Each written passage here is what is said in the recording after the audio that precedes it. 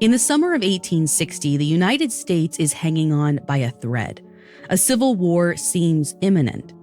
There's a contentious election on the horizon, and then, as if things weren't doomsday enough, a procession of fireballs blaze through the sky. Meteor processions are extremely rare, so to the people of 1860, this appears as an omen. The meteors come from the west, sort of in the direction of Illinois, which happens to be the home of the most controversial candidate for president, Abraham Lincoln. The Chicago Times had this to say about it. Who can fail to comprehend that these fiery messengers portend the approach of war, revolution, and change? Prophetic? Maybe. But this isn't a one-off. Tons of people, including Lincoln himself, had dark premonitions about his presidency. And if he'd listened to his gut, maybe he wouldn't have been assassinated.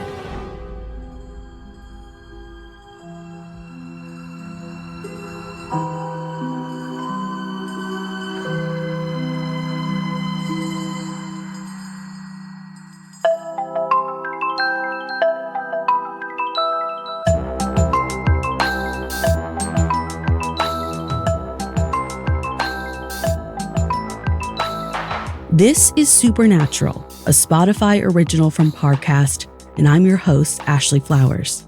As you know, the journey of this show has been all about exploring the unknown, uncovering the human side of the extraordinary.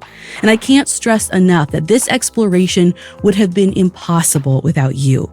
Your support has been incredible, your feedback moving, and your dedication inspiring.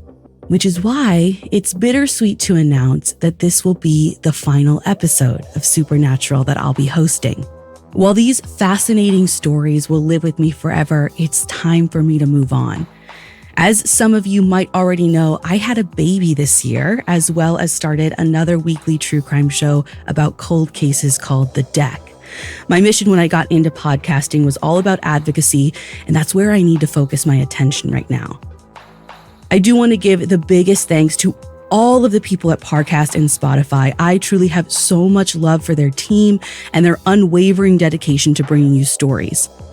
Their writers and producers and editors are top notch. And if you haven't checked out their other shows, they have so much to offer. I know you will find something to fill your Wednesdays with. One of my personal favorites of theirs is Conspiracy Theories. I think you guys will really like that one. But really, I want to give my biggest thanks to all of you for listening every single week and for understanding how the unknown can shed so much light on the way we experience the world. None of this would have been possible without you. And just because I'm not in your ear every week doesn't mean you can't still tweet me your wild conspiracy theories. I will still have my tinfoil hat on. So without further ado, here is the final episode of Supernatural with me, Ashley Flowers. Today, I'm talking about the most high-profile ghost story in American history, Abraham Lincoln. Supposedly, his spirit's been seen around the White House and plenty of other places for the past 150 years. But even before he died, Lincoln was haunted by some ghosts and bad omens of his own. I have all that and more coming up. Stay with us. In 1800s Kentucky, where Abe Lincoln was born, everyone around him was superstitious. They believed in witches, ghosts, omens, magic, and premonitions. As a kid, Abe was always kind of skeptical, but he was at least paranormal curious. One story says that when he's around 6, he asks whether dreams can really tell the future. In particular, he had one dream he can't stop thinking about. He's in a big town giving a speech to a huge crowd.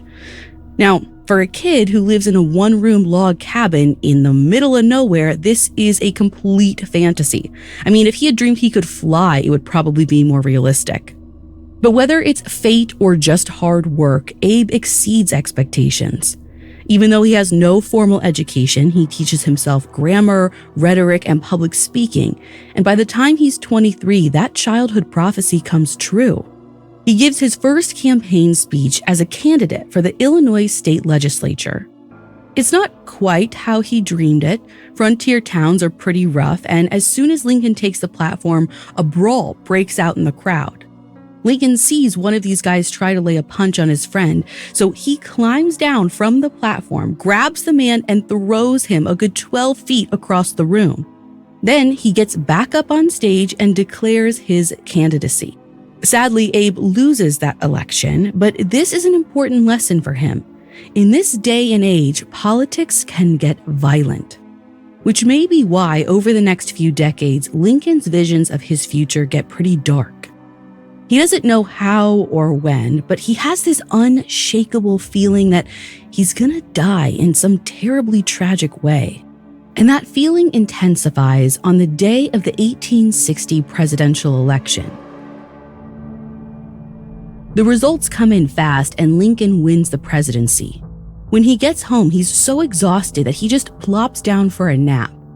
But when he looks up, he sees something weird in the mirror. There are two separate images of his face reflecting back at him. When he gets up, one of those faces vanishes, so he's like, okay, it must have been a trick of the light or something.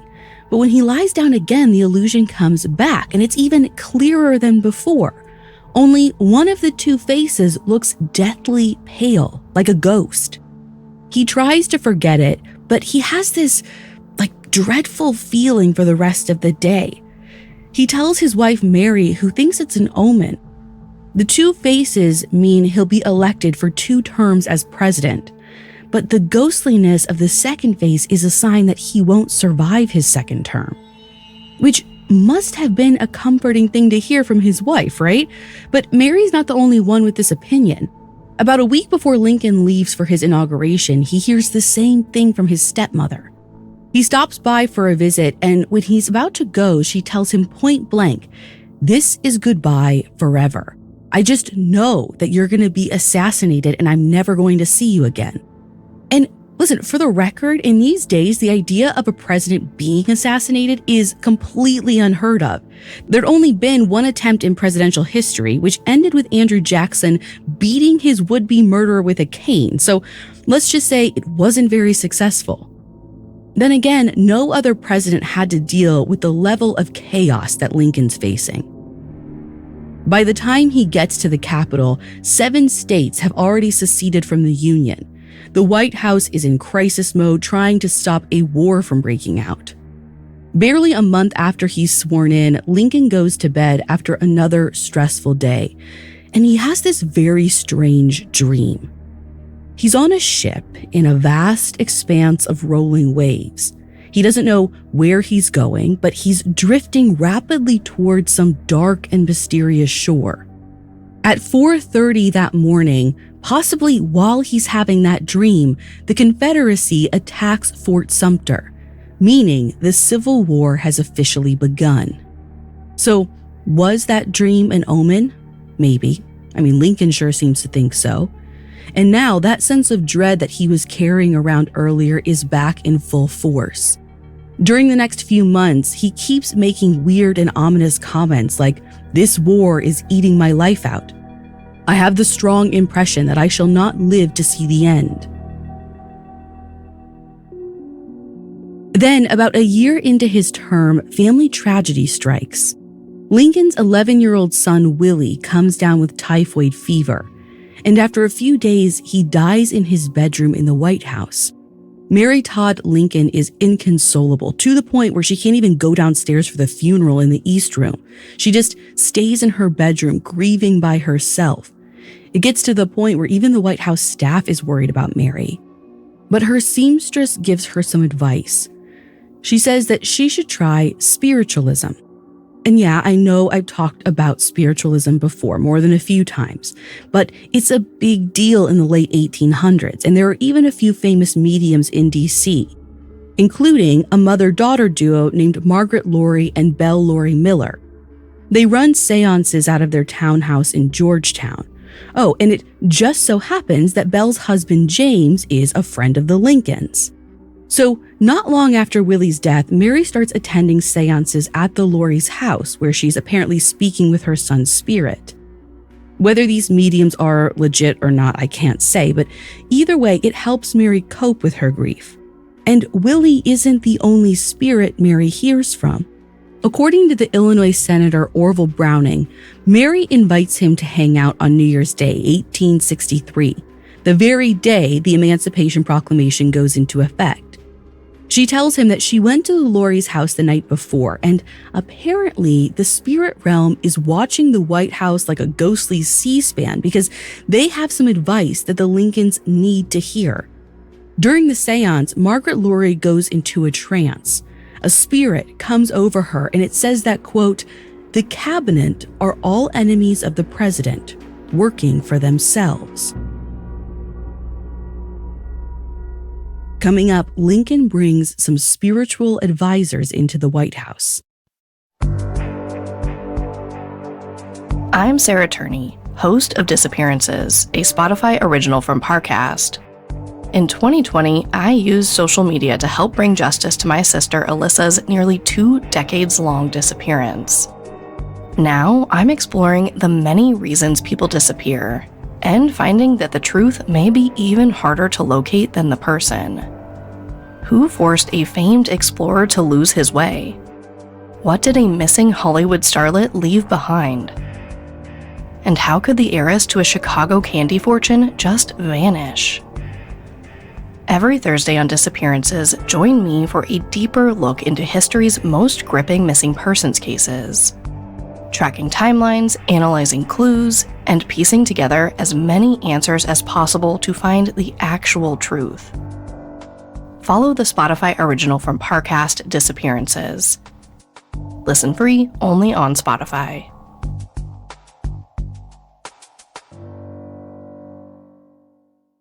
Now back to the story. I don't know about you, but if spirits from the great beyond are saying my closest allies are working against me, I might listen. And apparently so does Abraham Lincoln. Because after he hears this news, he starts attending those seances with his wife. And on occasion, he even hosts them at the White House. I'm not making this up. The Lauries and another psychic named Nettie Colburn all apparently summoned spirits in the Red Room, a parlor on the first floor. Supposedly, there were extensive notes kept about these seances, but they were lost a couple of decades later. So the only detailed account I have is a slightly dubious story from the Boston Saturday Evening Gazette. It says that sometime in April of 1863, there's another seance in the Red Room hosted by both Mary and Abraham Lincoln. Also in attendance are the Secretary of the Navy, the Secretary of War, a reporter for the Gazette, and this medium named Charles Shockley. During the proceedings, Shockley hides a paper and pencil under a handkerchief and waits for a few seconds. Then he removes the handkerchief to reveal there's a message written on the paper. It's full of vague advice like, proclamations are useless, make a bold front and fight the enemy. But it's signed Henry Knox, the nation's first and now deceased Secretary of War. So Lincoln's like, okay, we've got Henry Knox on the line. Ask him when this rebellion's going to be over.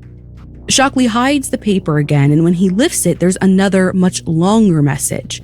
It basically says, I talked with Washington, Franklin, Lafayette, Napoleon, and we're all kind of split. Like, Napoleon says to focus all your forces on one point. But Franklin says the South's weapons are no match for the North's, and they'll be giving up soon. Like I said, this account is a little dubious, and the newspaper actually ends up printing a retraction later on. But the story still spreads all over the country. Suddenly, everyone's convinced that Lincoln is basically running the war with a Ouija board. Which, of course, wins him the support of the spiritualists, but it gets him a fair amount of criticism from everyone else. One guy even publishes a book titled Interior Causes of the War, the Nation Demonized and its President a Spirit Rapper. Funny enough, the book doesn't condemn Lincoln for believing in spirits. The author agrees, of course, we can communicate with the dead, everyone knows that. The problem is that he's trusting their war advice. Although this isn't really fair, because there's no evidence that Lincoln made any decisions based on what he heard during those seances. But whether he's listening or not, the great beyond keeps talking. You remember that dream that Lincoln had before the attack on Fort Sumter? That he was on a ship floating toward a dark shore? Well, he has that same dream again a few months later before the Battle of Bull Run, which at the time is the bloodiest battle in U.S. history. This is the point where both sides realize this war isn't going to be quick or easy. The same dream happens again before the Battle of Antietam. There are no winners in this battle. But in one single day, the Union Army loses a fifth of its entire force, and the Confederates lose almost a third. The next year, the dream makes another appearance before the Battle of Gettysburg, which once again sets a new record for the most casualties in U.S. history. But it ends with a Union victory. It's the turning point of the entire war. So clearly, Lincoln's dream is an omen of something huge, not necessarily good or bad, but significant and probably pretty freaking bloody. Lincoln pays attention to this, especially since it's not the first prophetic vision he's had, and it's not the last either. In 1864, Lincoln wins re-election. And yeah, he hasn't forgotten that weird ghost image he saw in the mirror 4 years earlier. You know, the one that made Mary think that her husband would die before he left office? Well, by this point, Lincoln's certain she was right. Even though the Civil War is finally coming to a close, he senses that the danger isn't over yet. And he's not the only one who thinks so, not by a long shot. Around the start of Lincoln's second term, there are some strange happenings around the Capitol. One morning, the Senate chaplain is about to open sessions with a prayer when he sees a man enter the chamber. Something about this guy startles him. He's really handsome, but his whole energy is just off. Like, whatever he's doing there, he's up to no good. In fact, the chaplain is so disturbed that he has to pause and collect himself before he can even keep going on with the prayer. And later, he sees the same guy lurking around the White House. The chaplain asks around and eventually finds out that's John Wilkes Booth. Now, John Wilkes Booth is a fairly well-known actor at the time. He's like this up-and-coming 26-year-old heartthrob. Imagine you're the president and a Senate chaplain comes to you and says, "Hey, I think I've seen Timothée Chalamet prowling around the Capitol, and I think he's plotting to assassinate you." You'd probably laugh, right? Well, that's exactly how Lincoln reacts when the chaplain tries to warn him. But even if he doesn't take this particular threat seriously, he still has the feeling that something bad is on the horizon. Although that same day, the Confederate Army surrenders. The Civil War is officially over. By the next day, April 10th, there's a huge crowd gathered outside the White House waiting for Lincoln to give a victory speech. But he's probably the only person in D.C. who's not in a mood to celebrate. When Mary asks why he's so down, Lincoln says out of the blue that it's strange how many references there are to his dream in the Bible. It seems like every time he opens the book, it falls on a page about a prophetic vision. Then he tells her about this strange dream he had a few nights ago. He's in bed and he hears what sounds like a whole crowd of people weeping. He goes downstairs and all the lights are on, but there's no one there. Yet he keeps hearing this sobbing as he walks through the White House, like there are invisible mourners everywhere. Finally, he gets to the East Room and there's a flock of people gathered around a body wrapped in funeral vestments. Soldiers are standing guard. The body's face is covered, so Lincoln asks one of the soldiers who died. And the soldier says, "The president. He was killed by an assassin." Lincoln insists that he doesn't put too much stock in the dream, but his expression says otherwise, like he is grave. And once again, whether he believes them or not, the warnings keep coming. 3 days later, Lincoln is holding a cabinet meeting when he mentions something ominous. That reoccurring dream he's been having about the ship drifting to some unknown shore, well, he had it again just last night, which means something big is coming, but he doesn't know what. In all likelihood, it's just going to be news from General Sherman, who's negotiating the surrender of the Confederates. And maybe because he's expecting good news, Lincoln is in this weirdly cheerful mood, like he's uncharacteristically happy. There's just one thing that's bringing him down. He's supposed to see a play that night, and he doesn't really feel like going, which is unusual because he loves the theater, but not tonight. He just wants to stay home and chill. And he's not the only one who's trying to get out of it.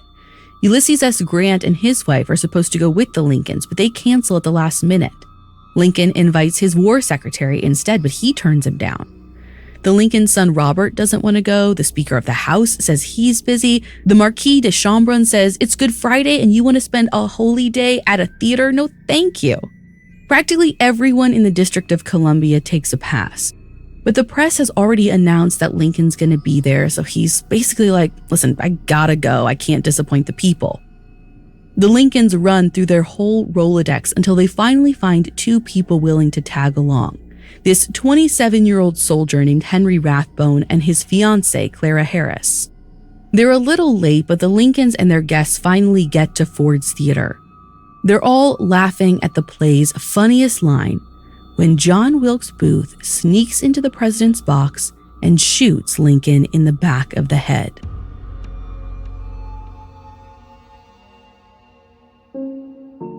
Henry tries to grab Booth and subdue him, but Booth pulls out a knife and slashes Henry in the arm. Then he jumps down onto stage, which is like a 10 or 15-foot drop, by the way, and runs out the back door. Lincoln is unconscious but still alive, so they rush him to a boarding house across the street. There's little hope for recovery, but the least they can do is make him comfortable. Understandably, Mary is in hysterics. She can't even stay in the room with her husband for more than a few minutes without collapsing. Claire's dress is covered in blood, mostly Henry's, not Lincoln's, but every time Mary sees her, she screams, "My husband's blood, my dear husband's blood." Mary's grief is so uncontrollable that the men decide it's too distracting and they banish her from the room, which means that she's not there for her husband's last moments. At 7:22 a.m. the next morning, Abe Lincoln finally passes away. The family minister says a prayer at the bedside, and after a long silence, the Secretary of War says, "Now he belongs to the ages," or "Now he belongs to the angels." To this day, nobody can agree. Either way, he's wrong, because Lincoln's not going anywhere. His spirit is staying right there in D.C. Coming up, Lincoln's ghost refuses to leave the White House. Now, back to the story. It probably shouldn't surprise you that after her husband's death, Mary Todd Lincoln consulted with mediums. After all, this lady loves a good seance. In 1872, Mary goes to Boston to visit this spirit photographer, a guy named William Mumler. He takes people's portraits, and when the photo is developed, ghostly figures appear in the background, and they often bear a striking resemblance to the subject's dead loved ones. I know this sounds like a hoax, like it's probably just a double exposure or something, right? But apparently it wasn't possible to do a double exposure with the process Mumler used. There were multiple attempts to debunk him as a fraud, but nobody could find any explanation for how he could be faking it. At first, even Mary's a little skeptical, so to make sure Mumler isn't messing with her, she goes to great lengths to conceal her identity. She travels to Boston under a fake name, Mrs. Lindahl. When she arrives at Mumler's studio, she's wearing a mourning veil which hides most of her face. She doesn't take off the veil until right before he snaps the photo, and he doesn't seem to recognize her. He marks the negative as Mrs. Lindahl and tells Mary to come back in a few days when it's developed. When Mary returns, Mumler's wife, who also happens to be a medium, is at the studio. She digs through and finds the picture of Mary, and honestly, you need to Google this. I did, like for yourself, because it is pretty uncanny. There's this faint figure of a man standing right behind Mary with his hands on her shoulders. And I'm telling you, it looks a lot like Abraham Lincoln. It is truly chilling. Another woman in the shop asks Mary if she recognizes the ghost. Mary hesitates for a second before saying yes. And instantly, Mrs. Mumler falls into a trance. She says to Mary, "Mother, if you cannot recognize father, show the picture to Robert, who is the family's only living son." Now, Mary's like, "Okay, hang on a minute. Who am I speaking to?" And Mrs. Mumler says, "Thaddeus." Now, this is interesting because Lincoln's youngest son, Tad, had died the year before, but Tad wasn't short for Thaddeus. His full name was Thomas, but it's pretty close. And I should mention that this story comes from Mr. Mumler's memoir, so maybe he just misremembered the name when he was writing it, or maybe he and his wife were getting one over on the grieving widow, which is exactly what Robert Lincoln thinks. Robert knows that his mother has always been superstitious and maybe a bit paranoid, which honestly seems fair considering she's lost 3 sons and a husband. No wonder she's a little high-strung. But Robert feels it's reaching the point of actual delusions. Like in 1875, Mary shows up at Robert's home in Chicago unannounced. She took a train all the way from Florida because she was convinced that Robert was seriously ill. Of course, when she arrives, Robert's totally fine, but Mary obviously isn't. She's rambling about someone who tried to poison her on the train and that someone stole her pocketbook. Her behavior is so erratic, Robert is actually concerned for her safety. So he files a petition to have her declared insane. And the trial is ugly. Mary is basically snatched up from her hotel room and taken to the courtroom with 0 notice. She has no time to prepare her defense. The jury consists of a bunch of Robert's friends, and Mary's defense lawyer was hired and paid for by Robert. The defense doesn't call a single witness, but Robert's got 17 people lined up to testify against Mary. All of their testimony focuses on the fact that she believes she's being followed by spirits, particularly her husband's ghost. The employees at Mary's hotel say that she's been complaining about strange voices speaking to her through the walls. And Mary's doctor says she's been having terrifying hallucinations. At one point, she apparently told him that Abe's spirit said that she was going to die soon. The trial only lasts a few hours before Mary is sentenced to a psychiatric hospital. And okay, some of this stuff is troubling. The trial itself is obviously a farce, but if these witnesses are telling the truth, it's hard to deny that something is going on with Mary. But I do want to give her the benefit of the doubt for a minute, because no one else ever did. And because she isn't the only witness who seems to be haunted by Lincoln's assassination. Remember the other couple at the theater, Clara Harris and Henry Rathbone? Henry made a full recovery from his stabbing, at least physically, but they're both traumatized by the whole experience. Clara can't bring herself to get rid of the bloody dress she wore that night.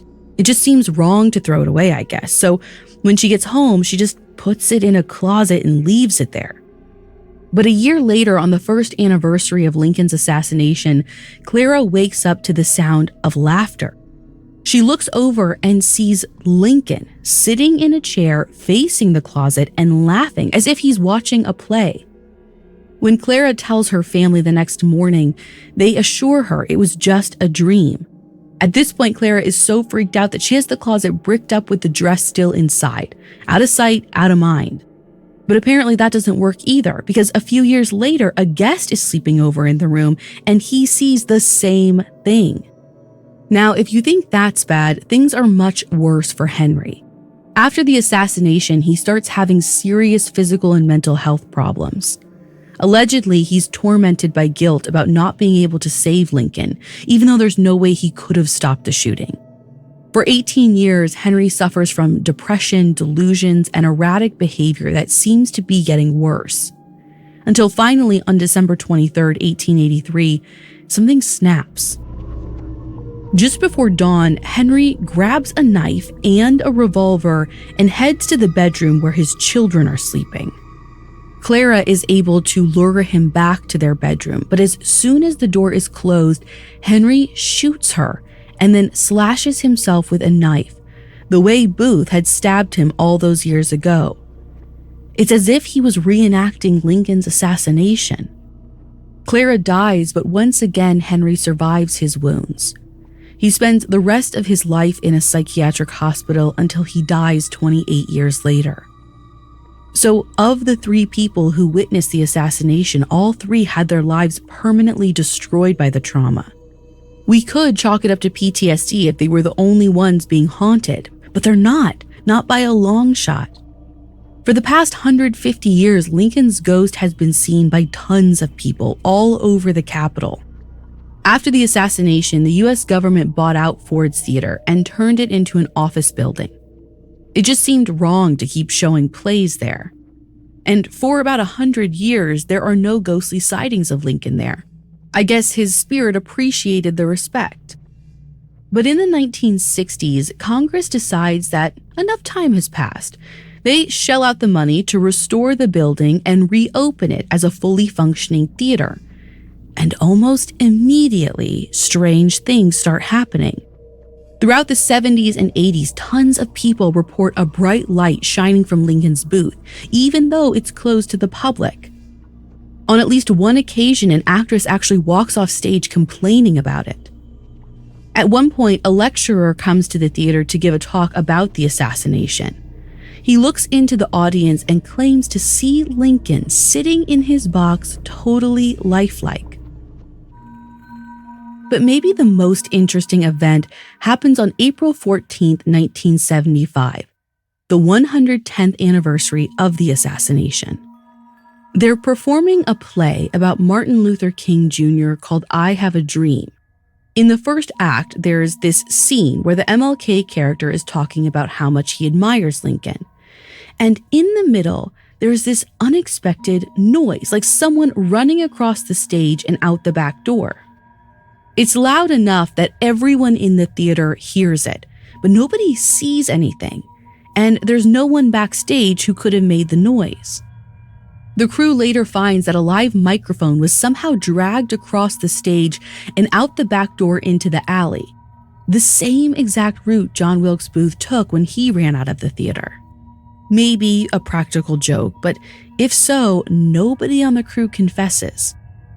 Either way, it's probably not surprising that after Ford's Theater reopens, presidents avoid the place like the plague.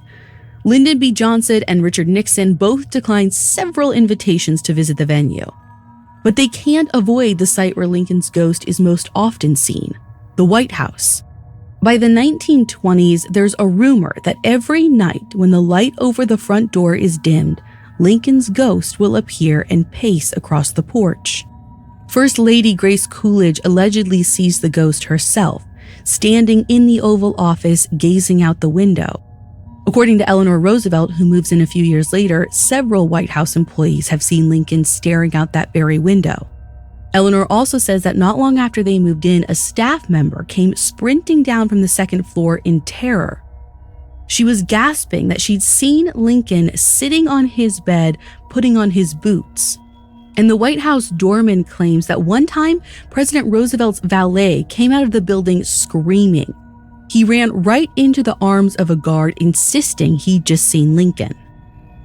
There's another ghost story from the Roosevelt era that's kind of poorly sourced, but it's too funny not to mention. During World War II, Winston Churchill is visiting from Britain. He gets out of the bath and steps into the bedroom totally naked and apparently sees Abe Lincoln just standing by the fireplace.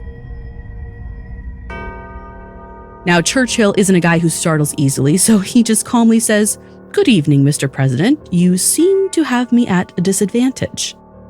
And the ghost sightings continue over the decades.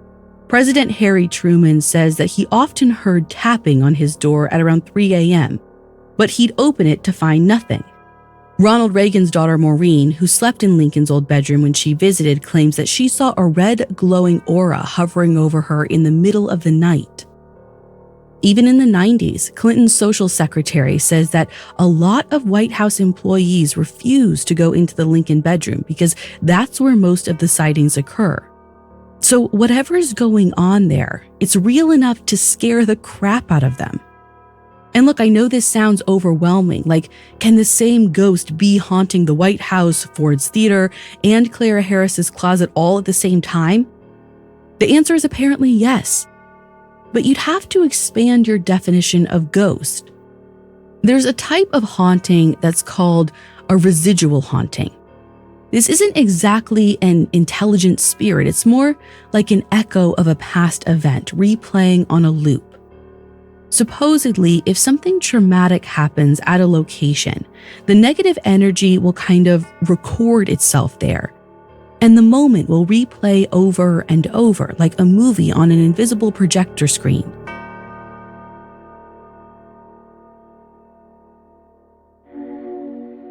Now, as far as national traumas go, the Civil War and Lincoln's assassination are definitely up there, which may explain why Lincoln's ghost is seen so often. The shooting at the theater, the late-night cabinet meetings, the ominous dreams Lincoln had in that bed. I can only imagine how much negative energy these events gave off. And whether it's an honest-to-God haunting or a case of overactive imaginations, does it really make a difference? The point is the same either way. We can't forget. The scars of the past are still so real we can see them. Wherever we go, we're always moving under the weight of the history that came before us, and that can be scary. But underneath the fear, I think it's actually kind of comforting. Those mysterious taps you hear on the wall, the dark shapes you see hovering in the night, they're a reminder that you're not alone. Centuries worth of people have lived and died in the very spot you're sitting right now. Whatever they went through, it didn't destroy them. Their memory is still here, even after their bodies are gone. And if you listen close, you can hear their footsteps walking with you.